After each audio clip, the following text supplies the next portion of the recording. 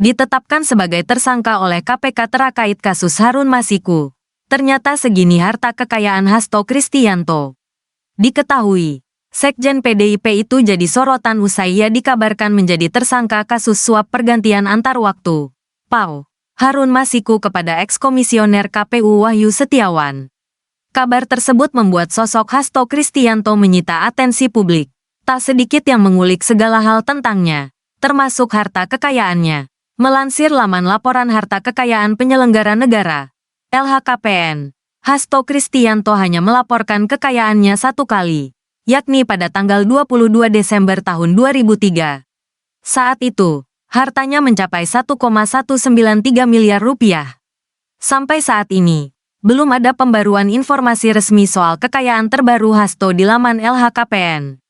Adapun pada tahun 2003, ia memang sedang menjabat sebagai anggota DPR RI dari fraksi PDIP periode tahun 2004 sampai tahun 2009. Hasto bertugas di Komisi V yang mencakup bidang perdagangan, perindustrian, investasi, serta koperasi. Setelah itu, ia hanya aktif di internal partai. Adapun sebelumnya, ia juga kerap menduduki sejumlah jabatan lainnya. Ia tercatat pernah menjabat Wakil Sekjen PDIP dan Pelaksana Tugas, PLT. Sekjen menggantikan Cahyokumolo yang saat itu menjadi Menteri Dalam Negeri, Mendagri. Di luar politik, Hasto juga kerap menduduki jabatan mentereng.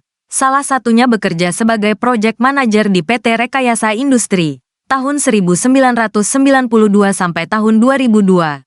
Saat ini, Hasto menjabat project direktor di PT Pradanusa Perkasa. Lalu, jelang pemilu 2014, ia ditunjuk menjadi jubir tim ses Jokowi JK. Setelah itu, Hasto diberikan amanah untuk menjadi Sekjen DPP PDIP periode tahun 2015 sampai tahun 2020. Jabatan ini kemudian kembali dipercayakan oleh Ketum Megawati Soekarnoputri kepadanya untuk periode tahun 2019 sampai tahun 2024.